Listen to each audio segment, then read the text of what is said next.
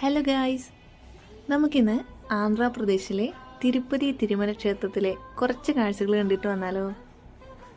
കണ്ണൂരിൽ നിന്ന് തിരുപ്പതി വരെ ട്രെയിനിലും തിരുപ്പതിയിൽ നിന്ന് തിരുമലയിലേക്ക് ആന്ധ്രാപ്രദേശിൻ്റെ RTC ബസ്സിലുമാണ് വന്നിട്ടുണ്ടായിരുന്നത്. തിരുപ്പതി ടൗണിൽ നിന്ന് തിരുമല ഹിൽസിലേക്ക് ഏകദേശം 40 മിനിറ്റോളം യാത്ര ചെയ്യണം. കാരണം ഒരു സപ്തഗിരി ഹിൽസിൻ്റെ മുകളിലാണ് നമ്മുടെ തിരുമല ക്ഷേത്രം സ്ഥിതി ചെയ്യുന്നത്. ഇവിടെ ശരിക്കും പറഞ്ഞാൽ പ്രൈവറ്റ് വാഹനങ്ങളൊന്നും ഇങ്ങോട്ട് അധികം അലൗഡ് അല്ല. വലിയ വാഹനങ്ങൾ, ചെറിയ വാഹനങ്ങൾ മാത്രമേ തിരുപ്പതിയിൽ നിന്ന് തിരുമലയിലേക്ക് എൻട്രി ഉള്ളൂ. ബാക്കിയെല്ലാം നമ്മൾ അവിടുത്തെ RTC ബസ്സിൽ തന്നെയാണ് ഇങ്ങോട്ട് വരേണ്ടത്. നമ്മൾ രാവിലെ ഒരു 10 മണിയൊക്കെ ആകുമ്പോഴത്തേനും ഇവിടെ എത്തിയിട്ടുണ്ട്. കാണുമ്പോൾ തന്നെ എന്തൊരു ക്ലീനല്ലേ. ആൾക്കാരൊക്കെ കുറവുള്ള പോലെ ഉണ്ടായിരുന്നു പോകുന്ന സമയത്ത്. അപ്പോൾ നമ്മൾ വിചാരിച്ചു ഒരു രക്ഷപ്പെട്ട് തിരക്കൊന്നുമില്ല, പെട്ടെന്ന് ദർശനം നടത്തിയിട്ട് വരാമെന്ന്. പക്ഷേ കുറച്ചങ്ങോട്ട് എത്തുമ്പോൾ സ്വഭാവമൊക്കെ ആകെ മാറി. നല്ല തിരക്കായിരുന്നു കേട്ടോ. പിന്നെ ഇവിടെ ചുറ്റും ഒരുപാട് പാർക്കുകളൊക്കെ ഉണ്ട്. ഇത് ഗീതോപദേശം പാർക്ക് എന്നാണ് ഈ ഒരു പാർക്കിൻ്റെ പേര്. ഇത് നമ്മൾ താമസിച്ച റൂമിൻ്റെ അടുത്തുള്ളൊരു പാർക്കാണ്.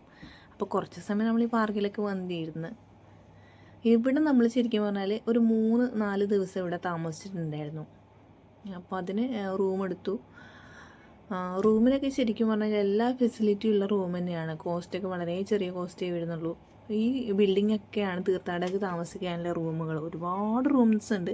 കാരണം ഇവിടെ പ്രൈവറ്റ് ഹോട്ടൽസ് ഒന്നുമില്ല. ദേവസ്വം ബോർഡിൻ്റെയാണ് മുഴുവൻ ഹോട്ടലും മുഴുവൻ റൂമുകളും വരുന്നത്. പിന്നെ ഇവിടെ വണ്ടിയുണ്ട്. ഈ ഒരു ബസ്സിലെ ഇത് ഫ്രീ ആയിട്ട് യാത്ര ചെയ്യാൻ പറ്റിയ ബസ്സാണ്. അപ്പോൾ നമ്മൾ 2-3 ദിവസം ഫുൾ ടൈം ബസ്സിൽ കറക്കം തന്നെയായിരുന്നു. കാരണം ക്ഷേത്രത്തിന് ഒരുപാട് ഭാഗങ്ങൾ നമുക്ക് കാണാൻ പറ്റും. കാരണം നടന്നിട്ട് കാണുമെന്നൊക്കെ പറഞ്ഞു കഴിഞ്ഞാൽ നടന്നാൽ തീരുമില്ല, അത്ര ഉണ്ട്. അപ്പോൾ നമ്മൾ ബസ്സിൽ ഓരോ ഭാഗത്തും ഓരോ ബസ്സിൽ പോവും, എന്നിട്ട് ഫുള്ളായിട്ട് കറങ്ങിയിട്ട് വരും. ഫ്രീ ആണ് കേട്ടോ ബസ്സല്ലേ ഇവിടെ. ബസ് ഫ്രീ ആണ്, ഫുഡ് ഫ്രീ ആണ്. റൂമിലാണെങ്കിൽ ചെറിയ പൈസയേ ഉള്ളൂ. ഈവൻ നമ്മൾ താമസിച്ച റൂമിന് 50 രൂപയെ ഒരു ദിവസം വന്നിട്ടുള്ളൂ. എല്ലാ സൗകര്യങ്ങളും ഉണ്ടായിരുന്നു. 4 ആൾക്ക് സുഖമായിട്ട് താമസിക്കാൻ പറ്റിയ റൂമായിരുന്നു.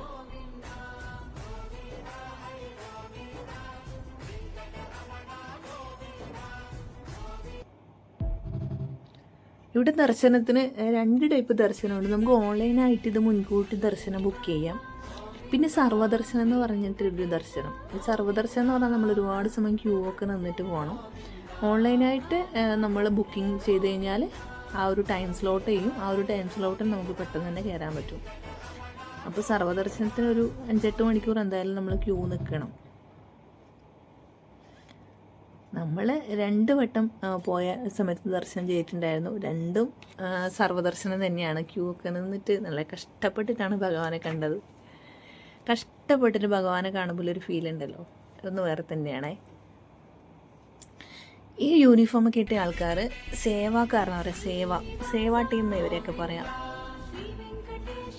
നമ്മളിങ്ങോട്ട് പോകുന്നത് നരസിംഹമൂർത്തി ടെമ്പിളിൻ്റെ അങ്ങോട്ടാണ് പോകുന്നത്. അപ്പോൾ ആ വഴി പോയി കഴിഞ്ഞാൽ നമുക്ക് അന്നദാന മണ്ഡപത്തിൽ പെട്ടെന്ന് എത്താൻ പറ്റും, പെട്ടെന്ന് ഫുഡ് കഴിക്കാൻ പറ്റും. ശരിക്കും പറഞ്ഞാൽ ഇവിടെ ഫുൾ ടൈം ഫുഡ് ഉണ്ടെന്ന് തോന്നുന്നു. കാരണം ഏത് സമയത്ത് പോയി കഴിഞ്ഞാൽ ഫുഡ് കിട്ടും. നല്ല ചോറ് പായസമൊക്കെ ആയിട്ട് അടിപൊളി സദ്യയാണ്.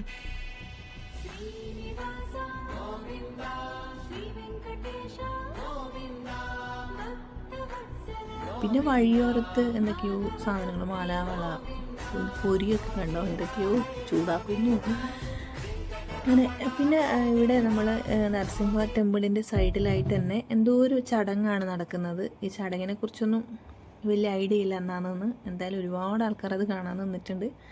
ആ കൂട്ടത്തിൽ നമ്മളും കണ്ടു.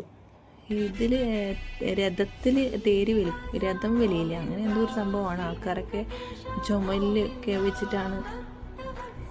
ഇത് ദേവി ദേവനെയും കൂടി എന്തോ സംഭവമാണ്. വെങ്കടേശ്വരനും പത്മാവതിയുടെ വിഗ്രഹം തോന്നുന്നു. അതെടുത്തിട്ട് ഇതിലേ കൂടി പ്രദക്ഷിണം വെച്ചിട്ട് വരികയെന്ന് തോന്നുന്നു ചെയ്യുന്നത്.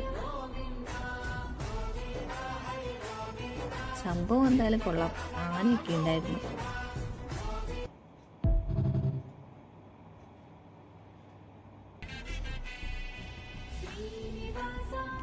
ഓരോ നാട്ടിലും ഓരോരോ ചടങ്ങുകളല്ലേ അല്ലേ.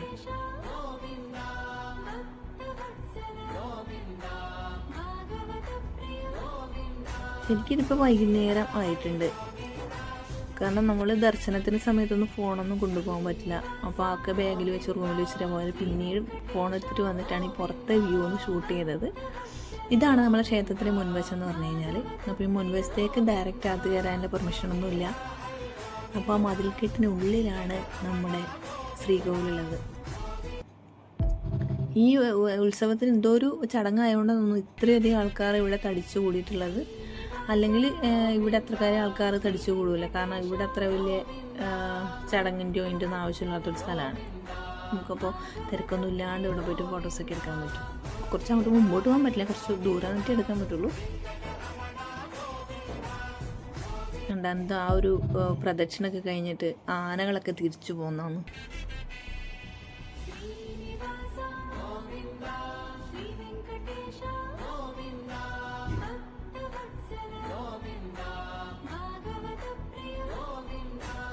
അത് ആനകളൊക്കെ പോയപാട് ഫുള്ള് ക്ലീനായി. എത്ര പെട്ടെന്ന് അറിയാം ആൾക്കാരൊക്കെ ഒഴിഞ്ഞു പോയത്. ആ നടന്നു പോകുന്നവരൊക്കെ ക്ഷേത്ര ദർശനം കഴിഞ്ഞിട്ട് വരുന്നവരാണ് കേട്ടോ. നമ്മൾ ക്ഷേത്ര ദർശനമൊക്കെ കഴിഞ്ഞ് പിന്നെ ലഡു വാങ്ങാൻ പോകണം. അങ്ങനെ ലഡു കൗണ്ടറിൻ്റെ അടുത്തെത്തി. നമ്മൾ ക്ഷേത്ര ദർശനം നടത്തുന്നവർക്ക് ഫ്രീ ലഡു ഉണ്ട്.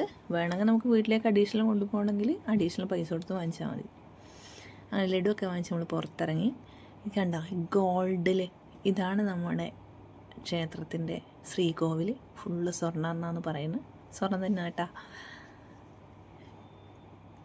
നമ്മൾ ഒരിക്കൽ ഇത് കണ്ടു കഴിഞ്ഞാണ്ടല്ലോ പിന്നെയും മനസ്സിങ്ങനെ വെമ്പലാണ്. വീണ്ടും വീണ്ടും വീണ്ടും വീണ്ടും കാണാൻ. അതെന്താണെന്നൊന്നും അറിയില്ല, വീണ്ടും വീണ്ടും കാണാൻ തോന്നും.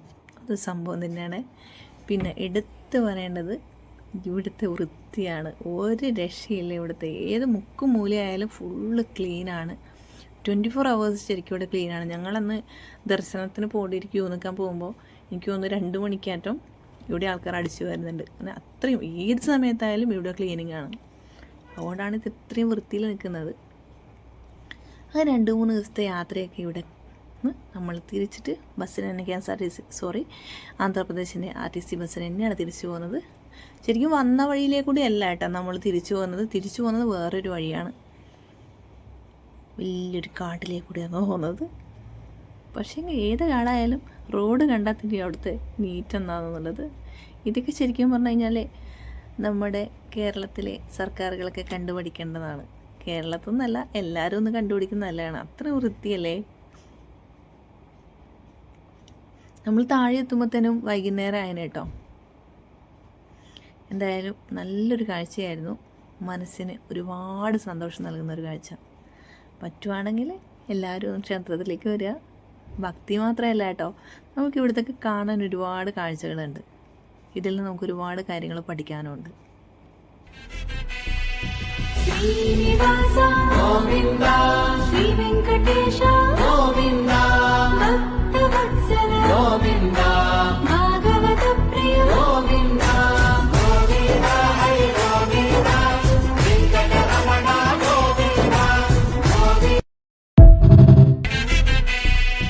ശ്രീനിവാസ ഗോവിന്ദ, ശ്രീ വെങ്കടേശ ഗോവിന്ദ, ഭക്തവത്സല ഗോവിന്ദ, ഭാഗവത പ്രിയ ഗോവിന്ദ, ഗോവിന്ദ ഹരി ഗോവിന്ദ, വെങ്കടരമണ ഗോവിന്ദ,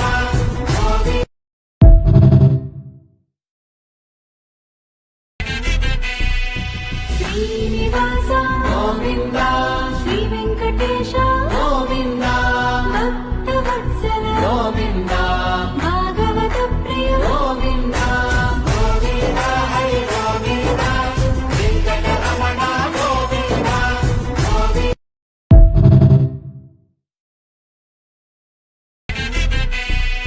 ശ്രീനിവാസ ഗോവിന്ദ, ശ്രീ വെങ്കടേശ ഗോവിന്ദ,